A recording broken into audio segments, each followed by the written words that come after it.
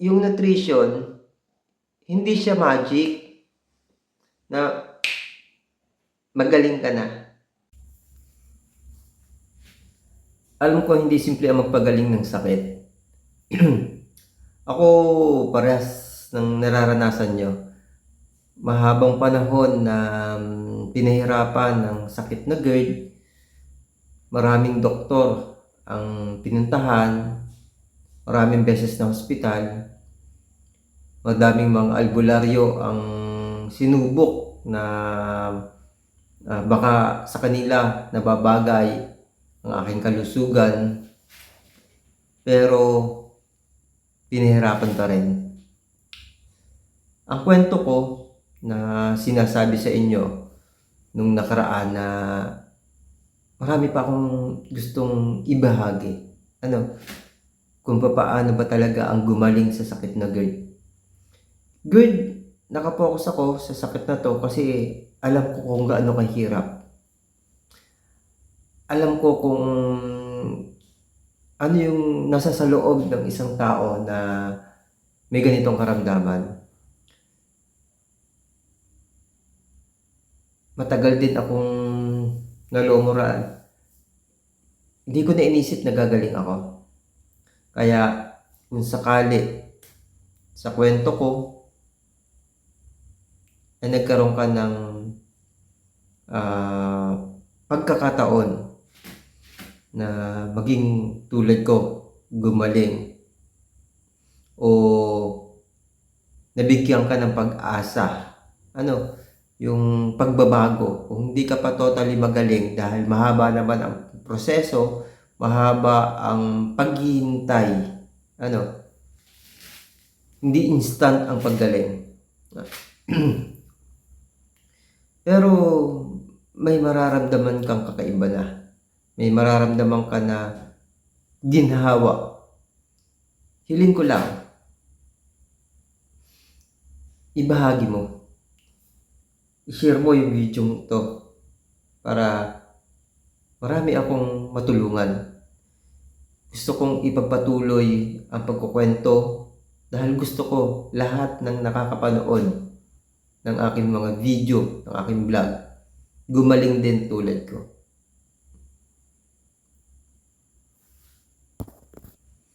Ang kwento kong ito ay binubuo ng maraming kadahilanan. Maraming beses na uminom ng gamot, maraming klaseng gamot ang sinubukan, maraming gamot ang mga binigay ng mga physician, ng mga doktor, maraming gamot ang pinagpalit-palit sa kagustuhan mapagaling ako, sa kagustuhan makarecover. Pero hindi ko sinisiraan yung manufacturer ng gamot. Wala nakapagpagaling sa akin. Although merong mga binigay na pagbabago, mabilis na pagbabago. Bakit mabilis na pagbabago? Tulad nyo, alam ko sa umpisa ng pag-inom nyo ng gamot, nagkakaroon ng good reaction para sa inyo. Nagiging masaya tayo dahil sa tingin natin, gagaling tayo. Pero nawawala yung excitement kasi bumabalik yung sakit, umuulit, hindi pa totally nawawala, andyan na ulit.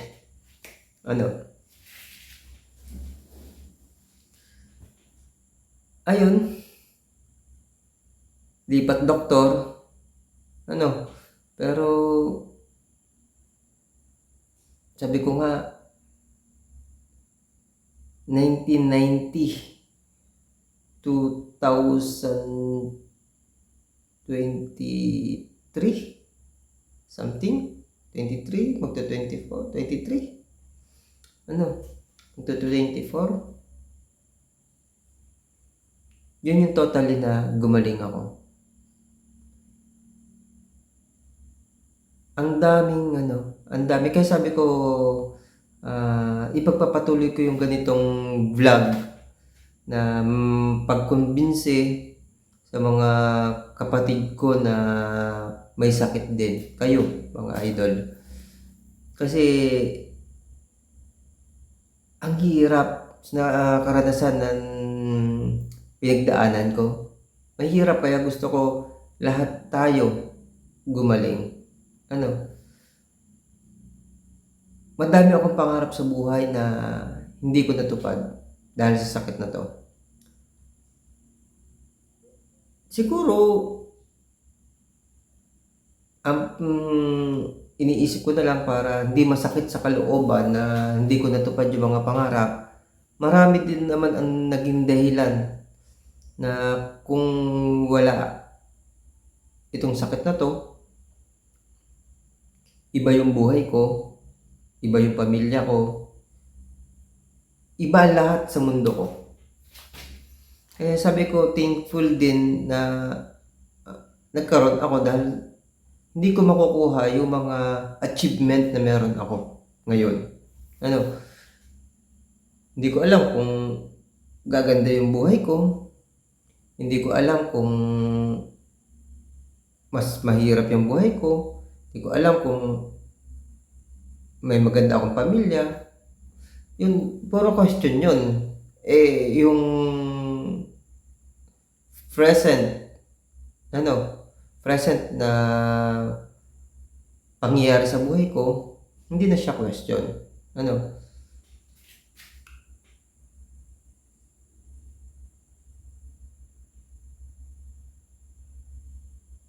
mahalaga, natuklasan ko pa rin yung kagalingan. At ang mahirap lang talaga sa buhay na may sakit ka, yung physical, mental, talagang kayo na magsasabi. Kayo yung makakapagsabi ko kasi yung nasa sa loob ko, sigurado ako kaparehas ng nasa sa loob mo. Kung ano yung nararamdaman kong hirap, sigurado ako kaparehas na nararamdaman mong hirap. Sobrang daming vlog ang ginawa ko. Dumating sa punto na every day, minsan may 3 vlog. Yun yung panahon na kita na ako ng benepisyo. Nagkikita na ako ng benepisyong maganda sa mga ginagawa kong pamamaraan kung paano ako gagaling. Ito, papakita ko yung ibang mga vlog. Pakita ko. Kwentuhan ayon sa kalusugan. Kaya samahan niyo ako ating talakayin ang aking mga karanasan. Siguradong meron kayong matututunan. At kung bago ka pa dito sa aking channel, hinihiling ko na pakisubscribe na marami pa akong matulungan at magkaroon ng pag-asa laban sa kanilang mga karamdaman.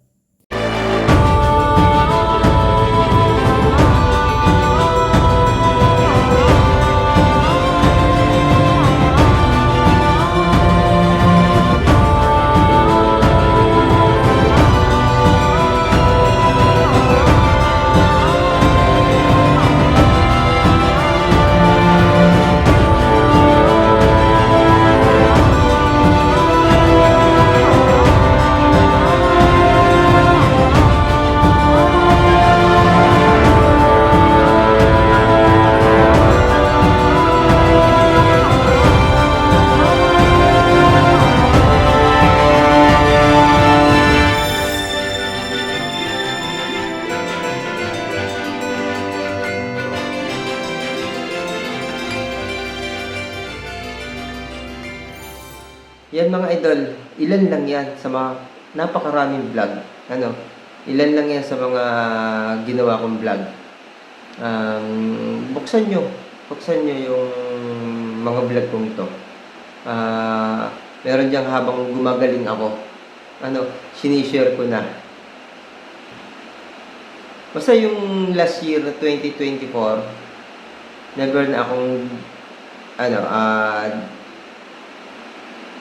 nakaranas ng GERD. Although yung acid reflux, sabi ko naman sa inyo, normal yan sa lahat ng tao. Walang tao na hindi nagkaroon ng acid reflux. Kasi yung ultimo simpleng gutom, part ng acid reflux.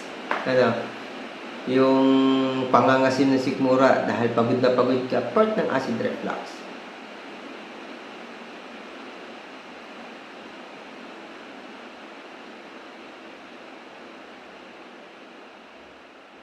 Sana, hopefully, tulad ko, gumaling kayo. Tulad ko, maging masaya ka. Alam nyo, totoo naman. Totoo. Tayo mahirap nang ngumiti. Tayo kapos na sa kaligayahan kapag kami sakit. Hindi tayo buo.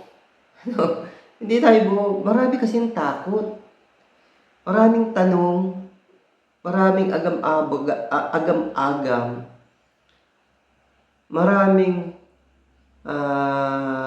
dapat gawin na hindi natin ginagawa kasi dun sa takot, laging iniisip natin, kaya ba? Hindi ba ako magkakasakit?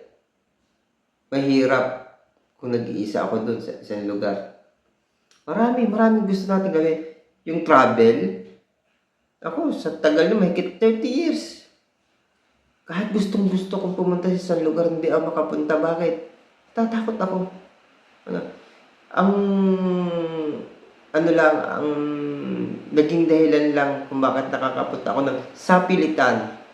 Pinipilit kong makapunta sa isang lugar dahil sa trabaho. Dahil, inalaksa ko na lang yung loob ko kahit na sobrang takot ko. Sobrang takot ko. Yung habang nagta-travel ka, kaya lalo kang aatakihin ng acid kasi natatakot ka.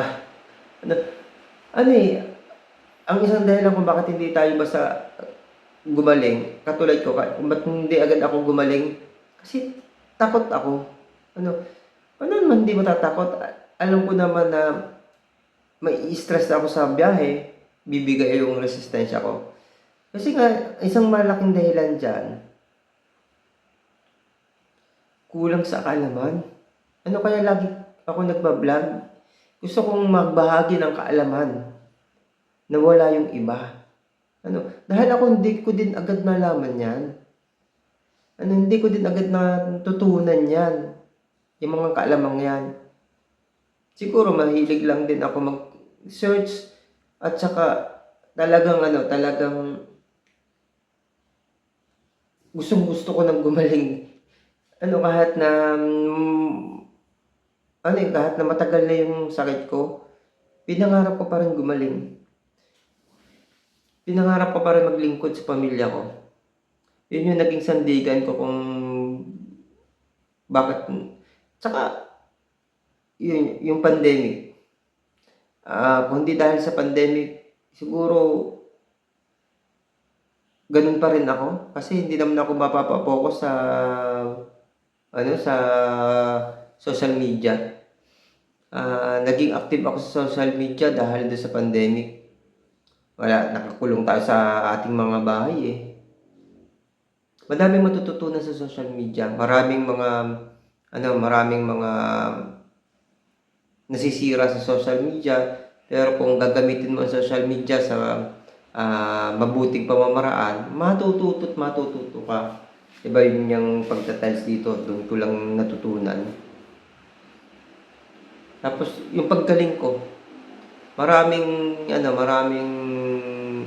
ang naging dahilan ay social media. Basta mga idol, balikan nyo yung mga vlog ko. Tapos kung sakaling nakatulong sa iyo, kung sakaling nakatulong sa iyo yung video na mga ginagawa ko, paki-share. Paki-share sa mga kaibigan o kaya sa Facebook nyo. Unahin nyo, kaibigan nyo. Kaibigan nyo. Yung kasing sinishare ko dito, hindi yan, nutrition kasi yan. Hindi lang ang acid reflux, hindi lang GERD, ang ginagamot yan, hindi lang rayuma. Lahat ng sakit. Walang gamot totally na makakapagpagaling sa sakit, kundi nutrition. Yan ang tatandaan nyo, mga idol. Walang ni isang gamot pipigil. Totoo, pumipigil ang gamot. Tatay ko, cancer, siya, hanggang may pera kami pambili ng gamot, buhay siya. Pero may katapusan ng gamot. Merong last gamot para sa'yo. Pagka na-immune ka na doon, pagka hindi na tumatalab yung gamot, dead end ka na. Ganun yung nangyari sa tatay ko. Yung cancer niya. Naka 6 years siya. Yung Chinese General Hospital yung paggamutan niya. Magagaling yung doktor. Tapos, kompleto gamot kami. Milyon ang nagastos. Ilang milyon ang nagastos. Na benta-benta yung mga lupa namin. Ang mamahal pa ng lupa sa Batangas. Taga-Batangas tatay ko eh. Mamahal ng lupa dyan. Doon sa amin, sa may Monte Maria Shrine. Milyonan ang mga dyan, ang mga lupa dyan, ilang square meter lang yun, milyon na. Wala, dito sa Mindoro, yung mga lupa namin na pagbebenta, may dugtungan lang ang buhay. May dugtong lang sa buhay, pero may kahit pa may wala, kompleto, radiation, cobalt, yun na, radiation, cobalt, yun, isa yun, chemotherapy. Masaya kami pagka nabibigyan ng gamot, kasi gumagaling. Gumagaling. Kala natin magaling, pero mamaya andyan na ulit yung sakit niya. Kasi active na ulit yun, kailangan na uling gamutin. Lahat ng sakit, ganun din tayo. Kung bakit binigyan ka ng gamot, tatalab, pero hindi pa totally magaling, may nandiyan na ulit, dumadalo na ulit si GERD. Doon lang sa nutrition, doon ako hindi bumalik yung sakit. Sa gamot, sa dami ng doktor, sa dami ng gamot na naibigay, iba't ibang klase, yung mga lahat ng sol na inom ko, merong mga gamot na walang sol, pero lahat ng sol na inom ko, bumalik at bumalik yung sakit ko, pero sa nutrition, hindi bumalik. Yun yung sabi ko, normal sa tao ang may acid reflux. Hindi kasi sakit ang acid reflux. Yan ay reaction. Reaction yan sa mga ginawa natin sa ating katawan. Pero sakit na siya kapag siya ay GERD na. Yung pinapahirapan ka na ng acid reflux mo. Yun mga idol. Sabihin ng iba, ng mga basher, wala ka namang ibinigay na gamot, wala ka namang wala. Nutrition lang eh. Simpleng nutrition. Ngayon, kung ano-ano yung mga ginawa ko, kasi yung nutrition, hindi siya magic na magaling ka na. Sabi ko nga sa iyo, since pandemic, 2018 ba yan? 2019? 2019?